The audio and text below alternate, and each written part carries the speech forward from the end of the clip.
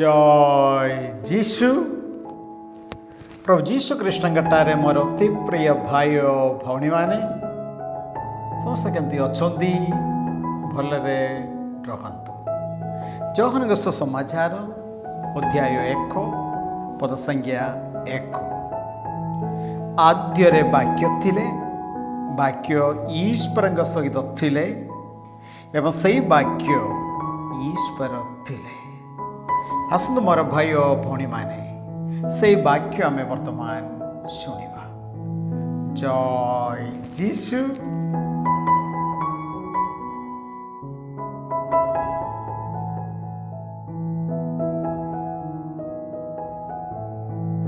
नियमावृत्ति अध्याय 7। इस्राएल एक पृथकीकृत जनता।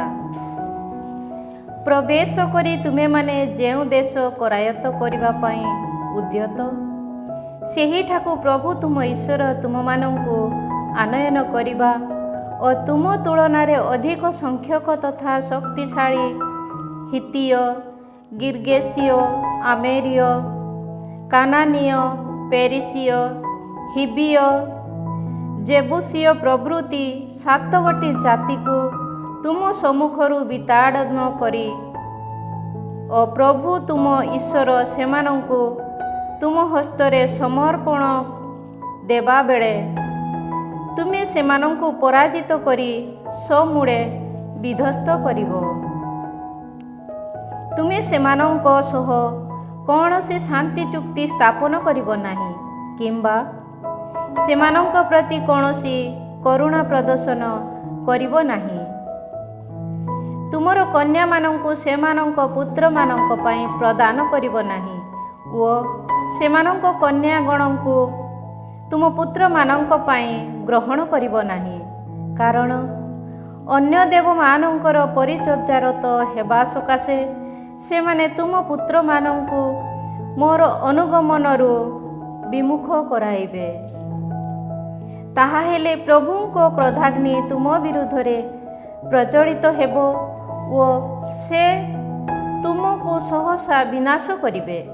बरं सेमानंक प्रति तुमर आचरण एपरि हेबो सेमानंक जागपीठକୁ तुमे विनष्ट करिबो, सेमानंक स्तंभକୁ विध्वस्त करिबो, आशेरिम प्रतिष्ठा गुड़िको छेदन करिबो ओ सेमानंक खदित पितुड़ा समूह को अग्नि रे दग्ध करिबो। तुमे माने प्रभु तुम ईश्वरंक उद्देश्य रे उद्दिष्ट एक पूत पवित्र जनता अट।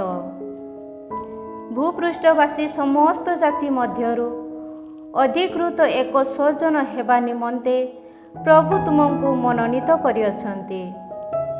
सेमानंक तुलना रे तुमे एक संख्या बहुल जनता थिबा हेतु से जे तुमको स्नेह कले किंबा मनोनीत कले ताहा नुहे, बरं सेमानंक अपेक्षा तुमे न्यून संख्यक थिल।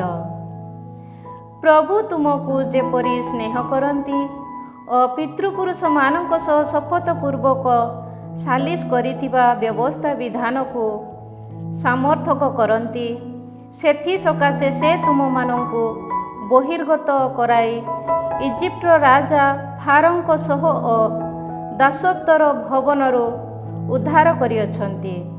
सुतरां तुमे माने एहा हृदबोध कर जे प्रभु तुम ईश्वर ही ईश्वर, जेउ माने ताहांकु स्नेह करती और ताहांक आज्ञावली को कार्य परिणत करती सेमानंक प्रति सहस्र वंशव्यापी निज व्यवस्था विधानर पालन तथा निरंतर करुणा प्रदर्शक जड़े विश्वस्त ईश्वर से अटंती। जेउ माने ताहांकु घृणा करती सेमानंकु विनाश करी सेमानंक विरुद्धरे प्रतिशोध नियंती। जिए ताहांकु घृणा करे ता प्रतिकूल रे प्रतिशोध नेबा पई से विलंबित हेबे नाही। सुतरां आज मो द्वारा आज्ञापित आज्ञा नियम तथा अध्यादेश समूहर पालन पाई ତୁମେମାନେ ପ୍ରୟାସୀ ହେବ। ଏହି ଆଧ୍ୟାଦେଶ ଗୁଡ଼ିକ ପ୍ରତି କର୍ଣ୍ଣପାତ କରି ତୁମେ ଯଦି ତାହାକୁ କାର୍ଯ୍ୟକାରୀ କରିବ, ତେବେ ତୁମ ପିତୃପୁରୁଷମାନଙ୍କ ସହ ପାଳନ କରିବାକୁ ଶପଥପୂର୍ବକ ଚୁକ୍ତିବଦ୍ଧ ବ୍ୟବସ୍ଥା ବିଧାନ ତଥା ନିରନ୍ତର କରୁଣା ପ୍ରଭୁ ତୁମ ଈଶ୍ୱର ତୁମ ପ୍ରତି ମଧ୍ୟ ପାଳନ କରିବେ। ସେ ତୁମକୁ ସ୍ନେହ କରିବେ, ଆଶୀଷ ପ୍ରଦାନ କରିବେ ଓ ବହୁ ସଂଖ୍ୟକ ଭାବେ ବୃଦ୍ଧିପ୍ରାପ୍ତ କରାଇବେ। ତୁମକୁ ପ୍ରଦାନ କରିବା ପାଇଁ ତୁମ ପିତୃପୁରୁଷମାନଙ୍କ ନିକଟରେ ଶପଥପୂର୍ବକ ପ୍ରତିଜ୍ଞାନୁବଦ୍ଧ ସେହି ଦେଶରେ ସେ ତୁମକୁ ସନ୍ତାନ ତଥା ଧୂସସ୍ମୃଦ୍ଧି ପ୍ରଦାନ କରିବେ।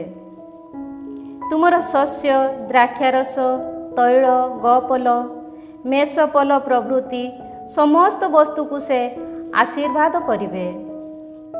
ଅନ୍ୟ ସମସ୍ତ ଜାତି ତୁଳନାରେ ତୁମେ ଆଶୀର୍ବାଦର ପାତ୍ର ହେବ। ତୁମ ମଧ୍ୟରୁ ପୁରୁଷ କିମ୍ବା ନାରୀ ଓ ତୁମର ଗପଲ ବନ୍ଧ୍ୟା ହେବେ ନାହିଁ।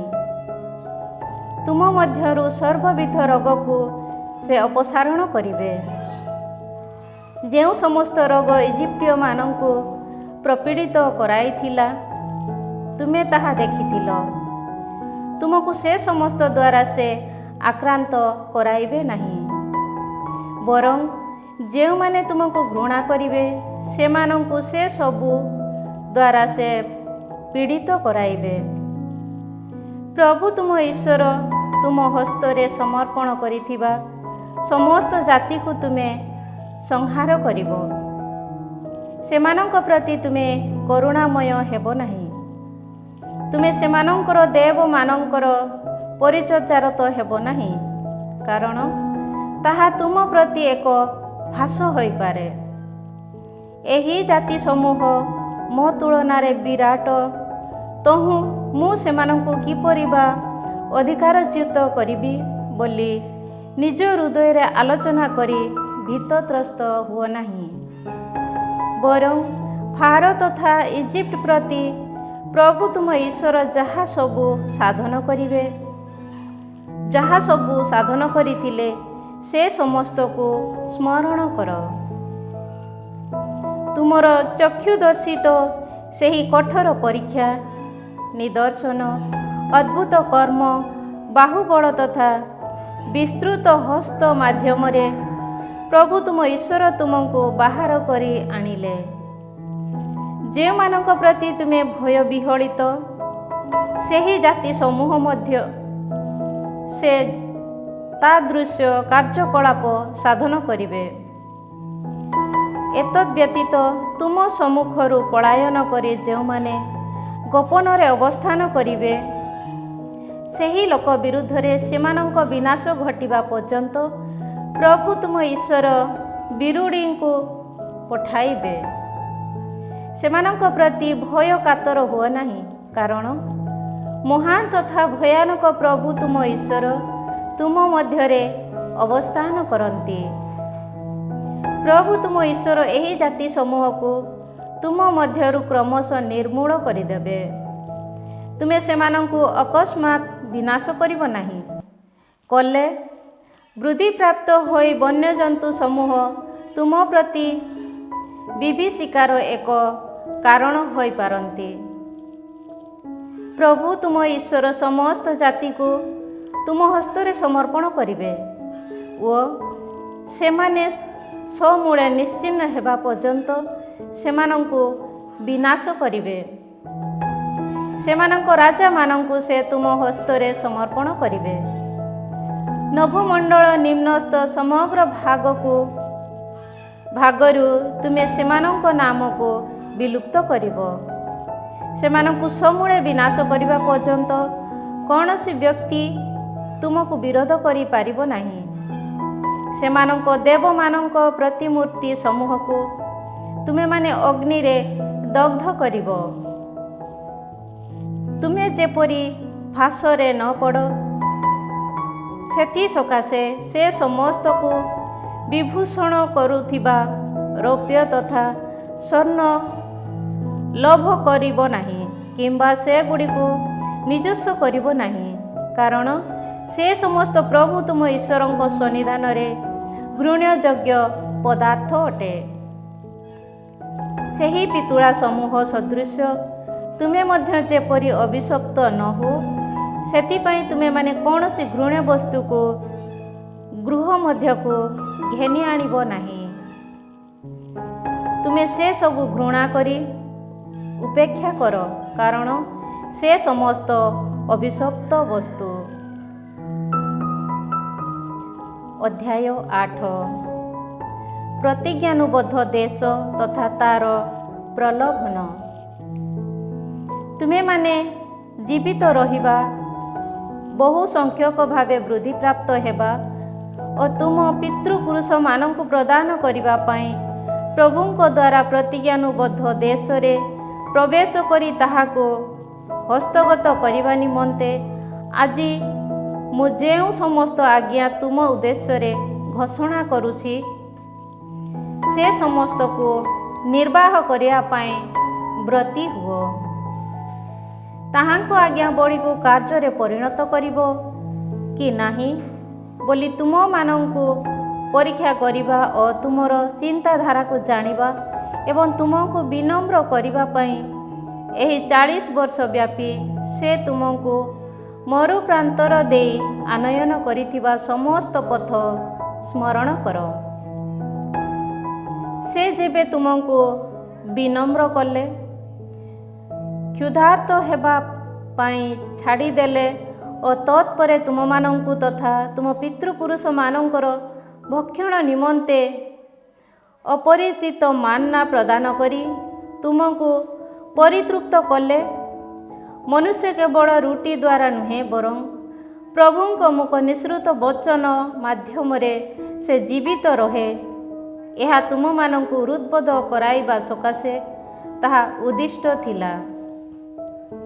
ଏହି 40 ବର୍ଷ ଧରି ତୁମ ପରିହିତ ବସ୍ତ୍ର ପୁରାତନ ହୋଇ ଛିନ୍ନ ହେଲା ନାହିଁ କିମ୍ବା ତୁମ ପାଦଦ୍ୱୟ ଫୁଲିଗଲା ନାହିଁ। ହୃଦୟଙ୍ଗମ କର, ଯେପରି ପିତା ନିଜ ପୁତ୍ରକୁ ଯେପରି ଶିକ୍ଷା ପ୍ରଦାନ କରନ୍ତି, ପ୍ରଭୁ ତୁମ ଈଶ୍ୱର ସେପରି ତୁମକୁ ଶିକ୍ଷା ଦିଅନ୍ତି। ସୁତରାଂ ପ୍ରଭୁ ତୁମ ଈଶ୍ୱରଙ୍କ ମାର୍ଗାନୁସାରେ ବିଚରଣ କର ଓ ତାହାଙ୍କ ପ୍ରତି ଭୟଭକ୍ତି ପ୍ରଦର୍ଶନ କରି ତାହାଙ୍କ ଆଜ୍ଞାବଳୀ ପାଳନ କର। କାରଣ ଜଳସ୍ରୋତ, ନିର୍ଝର, ପର୍ବତ ତଥା ଉପତ୍ୟକା ମାଧ୍ୟମରୁ ପ୍ରବାହିତ ଜଳ ପ୍ରବାହ ବିଶିଷ୍ଟ ଏକ ଉତ୍କୃଷ୍ଟ ଦେଶକୁ ପ୍ରଭୁ ତୁମ ଈଶ୍ୱର ତୁମମାନଙ୍କୁ ଆନୟନ କରନ୍ତି। ଗହମ, ଯବ, ଦ୍ରାକ୍ଷାଲତା, ଡିମିରି ବୃକ୍ଷ, ଡାଳିମ୍ବ, ଜିତ୍ ବୃକ୍ଷ ତଥା ମଧ୍ୟ ବିଶିଷ୍ଟ ଏକ ଦେଶ ତାହା ଅଟେ। ସେଠାରେ ତୁମେ ପ୍ରଚୁର ଭାବେ ଭକ୍ଷଣ କରିବ ଏବଂ ତୁମ ପ୍ରତି କୌଣସି ଅଭାବ ଅନାଟନ ହେବ ନାହିଁ। ସେଠାକାର ପ୍ରସ୍ତର ଲୌହ ଅଟେ ଓ ତୁମେ ପର୍ବତରୁ ତମ୍ବା ଖନନ କରିପାରିବ।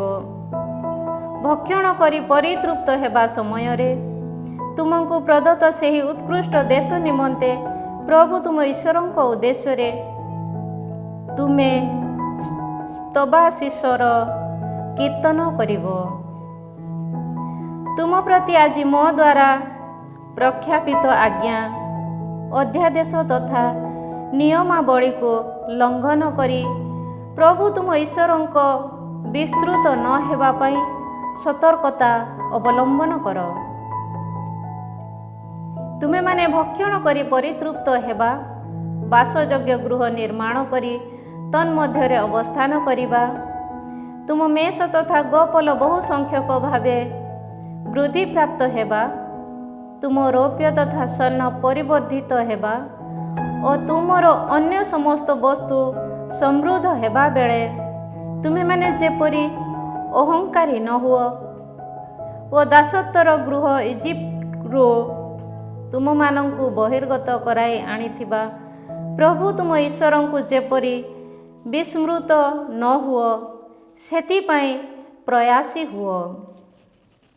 ଅଗ୍ନି ସଦୃଶ ସର୍ପ ତଥା କଙ୍କଡ଼ା ବିଛାରେ ପରିପୂର୍ଣ୍ଣ ବିଶାଳ ତଥା ଭୟାବହ ମରୁ ପ୍ରାନ୍ତର ଦେଇ ସେ ହିଁ ତୁମମାନଙ୍କୁ ନେଇ ଆସିଥିଲେ। ସେହି ଜଳହୀନ ତଥା ଶୁଷ୍କ ଭୂମିର ଚକମକି ପ୍ରସ୍ତର ସଦୃଶ କଠିନ ପ୍ରସ୍ତରରୁ ସେ ହିଁ ତୁମ ପାଇଁ ଜଳ ପ୍ରବାହିତ କରାଇଲେ। ତୁମ ପିତୃପୁରୁଷମାନଙ୍କ ପ୍ରତି ଅପରିଚିତ ମାନ୍ନା ତୁମର ଭକ୍ଷଣ ପାଇଁ ମରୁ ପ୍ରାନ୍ତରରେ ସେ ପ୍ରଦାନ କଲେ। ତୁମମାନଙ୍କୁ ବିନମ୍ର କରିବା ଓ ପରୀକ୍ଷା କରିବା ଏବଂ ପରିଶେଷରେ ତୁମ ପ୍ରତି କୁଶଳ କାର୍ଯ୍ୟ ସାଧନ କରିବା ପାଇଁ ଏହା ଉଦ୍ଦିଷ୍ଟ ଥିଲା। ମୋର ଶକ୍ତି ତଥା ମୋର ବାହୁବଳ ଜରିଆରେ ମୁଁ ଏ ସମସ୍ତ ସମ୍ପତ୍ତି ଅର୍ଜନ କଲି ବୋଲି ତୁମ ହୃଦୟରେ ଆଲୋଚନା ନ କରିବା ପାଇଁ ଜାଗୃତ ହୁଅ। ପ୍ରଭୁ ତୁମ ଈଶ୍ୱରଙ୍କୁ ତୁମେମାନେ ସ୍ମରଣ କରିବ, କାରଣ ତୁମ ପିତୃପୁରୁଷମାନଙ୍କ ସହ ସାଲିସ ବ୍ୟବସ୍ଥା ବିଧାନକୁ ଆଜି ସୁଦ୍ଧା ଯେପରି କାର୍ଯ୍ୟରେ ପରିଣତ କରାନ୍ତି, ସେଥିପାଇଁ ସମ୍ପତ୍ତି ଲାଭାବଶ୍ୟକ ଶକ୍ତି ଯିଏ ତୁମମାନଙ୍କୁ ପ୍ରଦାନ କରନ୍ତି ସେ ପ୍ରଭୁ ଅଟନ୍ତି। କିନ୍ତୁ ପ୍ରଭୁ ତୁମ ଈଶ୍ୱରଙ୍କୁ ବିସ୍ମରି ଯାଇ ତୁମେ ଯଦି ଅନ୍ୟ ଦେବମାନଙ୍କ ପଶ୍ଚାତ୍ ଗମନ କରି ସେମାନଙ୍କ ପରିଚର୍ଚ୍ଚା ତଥା ଉପାସନା କର, ତେବେ ତୁମେ ଅବଶ୍ୟ ବିନାଶ ହେବ। ମୁଁ ତୁମକୁ ପୂର୍ବରୁ ଏ ବିଷୟରେ ସତର୍କ କରାଇ ଦେଉଛି। ପ୍ରଭୁ ତୁମ ଈଶ୍ୱରଙ୍କ ପ୍ରତି ଅନୁଗତ ନହେଲେ ଯେଉଁମାନଙ୍କୁ ପ୍ରଭୁ ତୁମ ସମ୍ମୁଖରୁ ନିର୍ମୂଳ କରନ୍ତି, ସେହି ସମସ୍ତ ଜାତି ସଦୃଶ ତୁମେ ମଧ୍ୟ ବିନଷ୍ଟ ହେବ। ଅଧ୍ୟାୟ 9। ବିଜୟ ପ୍ରଭୁଙ୍କର ଏକ ଦାନ। ହେ ଇସ୍ରାଏଲ ଶୁଣ, ତୁମେମାନେ ଆଜି ଜର୍ଦାନ ପାରି ହୋଇ ତୁମ ଅପେକ୍ଷା ଅଧିକ ବିରାଟକାୟ ତଥା ଶକ୍ତିଶାଳୀ ଜାତି ସମୂହକୁ ଅଧିକାରଚ୍ୟୁତ କରି ଆକାଶ ପର୍ଯ୍ୟନ୍ତ ଉନ୍ନତ ପ୍ରାଚୀର ଦ୍ୱାରା ପରିବେଷ୍ଟିତ ନଗରୀଗୁଡ଼ିକୁ କରାୟତ୍ତ କରିବାକୁ ଯାଉଅଛ। ଉଚ୍ଚ ତଥା ବିରାଟକାୟ ସେହି ଜାତି ତୁମର ପରିଚିତ ଅନାକଙ୍କ ସନ୍ତାନଗଣ ଅଟନ୍ତି। ସେମାନଙ୍କ ସମ୍ପର୍କରେ ତୁମେମାନେ ଏହି ବିଷୟ ଶୁଣିବାକୁ ପାଇଅଛ ଯେ ଅନାକଙ୍କ ସନ୍ତାନମାନଙ୍କ ସମ୍ମୁଖରେ ବିରୋଧପୂର୍ବକ କିଏ ବା ଦଣ୍ଡାୟମାନ ହୋଇପାରିବ? ଯିଏ ଦଗ୍ଧକାରୀ ଅଗ୍ନି ସଦୃଶ ତୁମର ନେତୃତ୍ୱ ନେଇ ଗମନ କରନ୍ତି, ସିଏ ପ୍ରଭୁ ତୁମ ଈଶ୍ୱର। ଏହା ଆଜି ହୃଦବୋଧ କର। ସେ ସେମାନଙ୍କୁ ବିନାଶ କରି ତୁମର ବଶୀଭୂତ କରାଇବେ। ତହୁଁ ପ୍ରଭୁଙ୍କ ପ୍ରତିଶ୍ରୁତି ମୁତାବକ ତୁମେ ସେମାନଙ୍କୁ ବିତାଡ଼ିତ କରି ସମୂଳେ ବିନଷ୍ଟ କରିବ। ପ୍ରଭୁ ତୁମ ଈଶ୍ୱର ସେମାନଙ୍କୁ ତୁମ ସମ୍ମୁଖରୁ ନିଷ୍କାସନ କରିବା ସମୟରେ ତୁମେ ଆତ୍ମବୋଧ ଭାବି ନେବ ନାହିଁ ଯେ ମୋର ନୀତିନିଷ୍ଠା ହେତୁ ଏହି ଦେଶ ଅଧିକାର କରିବା ପାଇଁ ପ୍ରଭୁ ମୋତେ ନେଇ ଆସିଛନ୍ତି, କାରଣ ଏହି ଜାତି ସମୂହର ଦୁଷ୍ଟତା ଯୋଗୁଁ ପ୍ରଭୁ ସେମାନଙ୍କୁ ତୁମ ସମ୍ମୁଖରୁ ତଡ଼ି ଦିଅନ୍ତି।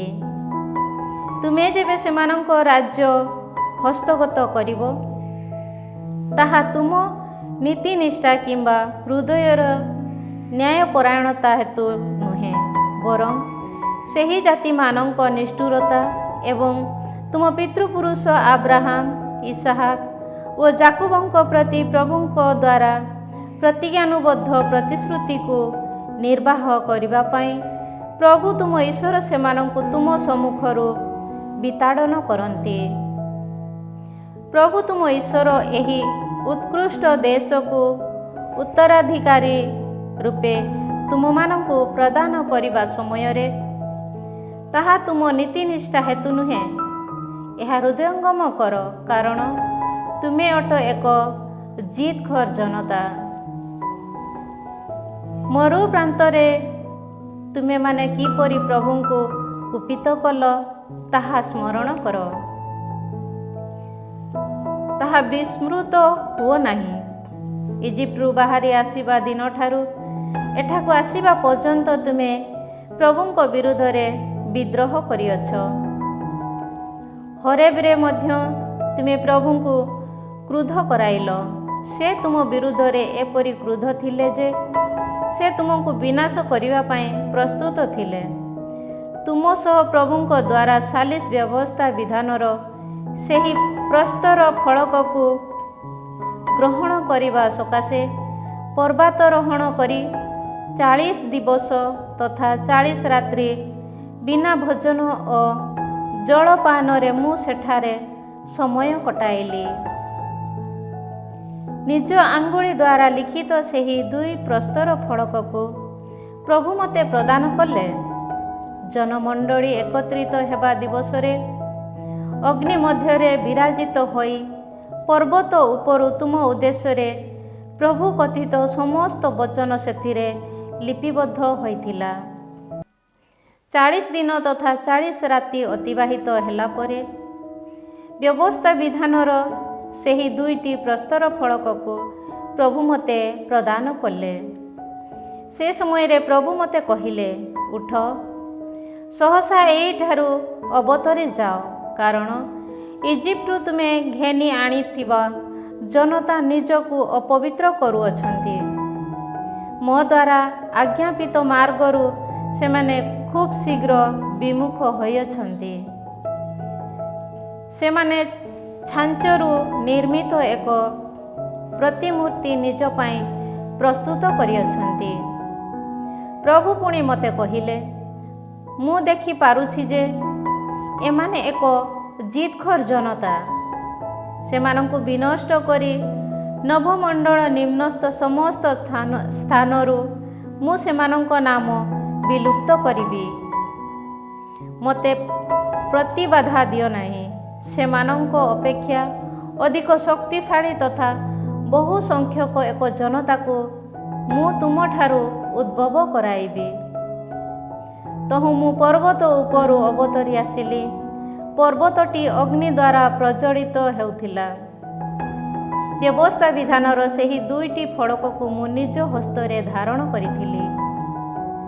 ଛାଞ୍ଚରୁ ନିର୍ମିତ ଏକ ଗବତ୍ସର ପ୍ରତିମୂର୍ତ୍ତି ପ୍ରସ୍ତୁତ କରି ପ୍ରଭୁ ତୁମ ଈଶ୍ୱରଙ୍କ ବିରୁଦ୍ଧରେ କରିଥିବା ତୁମ ପାପ ମୁଁ ଦେଖିପାରିଲି।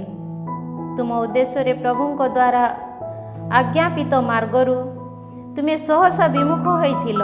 ସୁତରାଂ ମୁଁ ସେହି ଫଳକ ଦ୍ୱୟକୁ ନିକ୍ଷେପ କରି ସେହି 2ଟିକୁ ତୁମ ସମ୍ମୁଖରେ ଖଣ୍ଡ ବିଖଣ୍ଡ କଲି। ତତ୍ପରେ ପୂର୍ବପରି 40 ଦିବସ ତଥା 40 ରାତ୍ରି ପ୍ରଭୁଙ୍କ ସନ୍ନିଧାନରେ ମୁଁ ସାଷ୍ଟାଙ୍ଗ ପ୍ରଣିପାତ ପୂର୍ବକ ଅବସ୍ଥାନ କଲି। ପ୍ରଭୁଙ୍କ ସନ୍ନିଧାନରେ ଯାହା ନିକୃଷ୍ଟ ତାହାର ସାଧନ ପୂର୍ବକ ପାପ କରି ପ୍ରଭୁଙ୍କୁ କୁପିତ କରିଥିବା ଯୋଗୁଁ ମୁଁ ଭୋଜନ ତଥା ପାନରୁ ନିବୃତ୍ତ ହୋଇଥିଲି। କାରଣ ତୁମମାନଙ୍କୁ ସମୂଳେ ବିନାଶ କରିବା ପାଇଁ ପ୍ରଭୁଙ୍କ କ୍ରୋଧାଗ୍ନି ତୁମ ବିରୁଦ୍ଧରେ ଏପରି ପ୍ରଜ୍ୱଳିତ ଥିଲା ଯେ ମୁଁ ଭୟଭୀତ ହୋଇଥିଲି। ତଥାପି ଏହିଥର ମଧ୍ୟ ପ୍ରଭୁ ମୋର ପ୍ରାର୍ଥନା ଗ୍ରହଣ କଲେ। ଆରୋନଙ୍କ ବିରୁଦ୍ଧରେ ପ୍ରଭୁ କୁପିତ ହେଲେ ଓ ତାଙ୍କୁ ମଧ୍ୟ ବିନଷ୍ଟ କରିବା ପାଇଁ ସେ ପ୍ରସ୍ତୁତ ଥିଲେ। ସୁତରାଂ ତାଙ୍କ ସକାଶେ ମଧ୍ୟ ମୁଁ ସେହି ସମୟରେ ପ୍ରାର୍ଥନା କଲି। ଏହାପରେ ସେହି ନିକୃଷ୍ଟ ବସ୍ତୁ ଅର୍ଥାତ୍ ତୁମ ଦ୍ୱାରା ନିର୍ମିତ ସେହି ଗୋବତ୍ସକୁ ମୁଁ ଅଗ୍ନିରେ ଦଗ୍ଧ କରି ଖଣ୍ଡ ବିଖଣ୍ଡ କଲି। ମୁଁ ତାକୁ ପୁନରାୟ ସୂକ୍ଷ୍ମ ଧୂଳିରେ ପରିଣତ କରି ପର୍ବତରୁ ପ୍ରବାହିତ ଜଳ ସ୍ରୋତରେ ନିକ୍ଷେପ କଲି। ତାବେରା, ମାସା ଓ କିବ୍ରତ୍ ହାତାବା ଠାରୁ ମଧ୍ୟ ତୁମେମାନେ ପ୍ରଭୁଙ୍କୁ କ୍ରୋଧ କରାଇଲ। ମୁଁ ତୁମମାନଙ୍କୁ ପ୍ରଦାନ କରିଥିବା ଦେଶକୁ ଯାଇ ତାକୁ ଅଧିକାର କର ବୋଲି କହି ପ୍ରଭୁ ତୁମକୁ କାଦେଶ ବାର୍ଣ୍ଣେଆ ଠାରୁ ପ୍ରେରଣ କଲା ସମୟରେ ମଧ୍ୟ ପ୍ରଭୁ ତୁମ ଈଶ୍ୱରଙ୍କ ଆଜ୍ଞାକୁ ତୁମେମାନେ ଅବଜ୍ଞା କରିଥିଲ। ତୁମେମାନେ ତାହାଙ୍କଠାରେ ବିଶ୍ୱାସ ସ୍ଥାପନ କଲ ନାହିଁ କିମ୍ବା ତାହାଙ୍କର ଅନୁଗତ ହେଲ ନାହିଁ। ମୁଁ ଯେଉଁଦିନ ତୁମର ପରିଚୟ ପ୍ରାପ୍ତ ହୋଇଥିଲି ସେ ସମୟଠାରୁ ତୁମେ ପ୍ରଭୁଙ୍କର ବିଦ୍ରୋହୀ ଅଟ। ସୁତରାଂ ସେହି 40 ଦିବସ ତଥା 40 ରାତ୍ରି ମୁଁ ପ୍ରଭୁଙ୍କ ସନ୍ନିଧାନରେ ସାଷ୍ଟାଙ୍ଗ ପ୍ରଣିପାତ ପୂର୍ବକ ରହିଲି, କାରଣ ପ୍ରଭୁ କହିଥିଲେ ଯେ ସେ ତୁମକୁ ବିନାଶ କରିବେ। ତହୁ ମୁଁ ପ୍ରଭୁଙ୍କଠାରେ ଏପରି ପ୍ରାର୍ଥନା କଲି, ପ୍ରଭୁ ହେ ଈଶ୍ୱର, ତୁମ ପ୍ରବଳ ପ୍ରତାପ ଓ ଶକ୍ତିଶାଳୀ ବାହୁବଳ ଜରିଆରେ ଉଦ୍ଧାର କରି ଇଜିପ୍ଟରୁ ବହିର୍ଗତ କରାଇ ଆଣିଥିବା ତୁମ ସ୍ୱଜନ ତଥା ଉତ୍ତରାଧିକାରୀ ଏହି ଜନତାକୁ ବିନାଶ କର ନାହିଁ। ତୁମ ଦାସଗଣ ଆବ୍ରାହାମ, ଇସାହାକ ଓ ଯାକୁବଙ୍କୁ ସ୍ମରଣ କର। ଏହି ଜନତାର ଜିଦଖୋର ମନୋବୃତ୍ତି, ଦୁଷ୍ଟତା ତଥା ପାପକୁ ପରିଗଣନା କର ନାହିଁ। ନଚେତ୍ ଯେଉଁ ଦେଶରୁ ତୁମେ ଆମକୁ ଘେନି ଆଣିଥିଲ ସେହି ଦେଶବାସୀମାନେ କହିବେ, ପ୍ରଭୁଙ୍କ ଦ୍ୱାରା ପ୍ରତିଜ୍ଞାନୁବଦ୍ଧ ଦେଶରେ ସେମାନଙ୍କୁ ପ୍ରବେଶ କରିବା ପାଇଁ ସେ ଅସମର୍ଥ ଓ ସେମାନଙ୍କୁ ଘୃଣା କରିଥିବା ଯୋଗୁଁ ମରୁ ପ୍ରାନ୍ତରେ ନିଧନ କରିବା ଉଦ୍ଦେଶ୍ୟରେ ସେ ସେମାନଙ୍କୁ ବାହାର କରି ଆସିଥିଲେ। ତଥାପି ଯେଉଁମାନଙ୍କୁ ତୁମେ ତୁମ ବିସ୍ତୃତ ହସ୍ତ ତଥା ମହତ୍ ପରାକ୍ରମର ପ୍ରକାଶନ ମାଧ୍ୟମରେ ବାହାର କରି ଆଣିଥିଲ, ସେହି ତୁମ ସ୍ୱଜନ ତଥା ଉତ୍ତରାଧିକାରୀ ଏହିମାନେ ଅଟନ୍ତି। ପ୍ରେଜ୍ ଦ ଲର୍ଡ, ପ୍ରେଜ୍ ଦ ଲର୍ଡ। ମାର୍କୋଙ୍କ ସୁସମାଚାର ଅଧ୍ୟାୟ 4 ପଦ ସଂଖ୍ୟା 4। ଯୀଶୁ ଉତ୍ତର ଦେଲେ, ଲେଖା ଅଛି, ମନୁଷ୍ୟ କେବଳ ରୋଟିରେ ବଞ୍ଚେ ନାହିଁ, ବରଂ ଈଶ୍ୱରଙ୍କ ମୁଖ ନିଃସୃତ ପ୍ରତ୍ୟେକ ବାଣୀରେ ବଞ୍ଚେ। ପ୍ରାର୍ଥନା କରିବା, ପ୍ରଭୁ ଆମ୍ଭମାନଙ୍କୁ ବାକ୍ୟ ଦିଅ। ଧନ୍ୟବାଦ ଯୀଶୁ ତୁମର ପବିତ୍ର ବାକ୍ୟ ପାଇ, ଜୀବନ୍ତ ବାକ୍ୟ ପାଇ ଆଜି ଆମେ ତୁମକୁ ଧନ୍ୟବାଦ ଦେଉଛୁ। ପ୍ରଭୁ ସର୍ବଶକ୍ତିମାନ ପରମେଶ୍ୱର ପିତା ଓ ପୁତ୍ର ଏବଂ ପବିତ୍ର ଆତ୍ମା ଆପଣମାନଙ୍କୁ ଆଶୀର୍ବାଦ କରନ୍ତୁ। ଆମେନ୍। ସମସ୍ତଙ୍କୁ ଜୟ ଯୀଶୁ।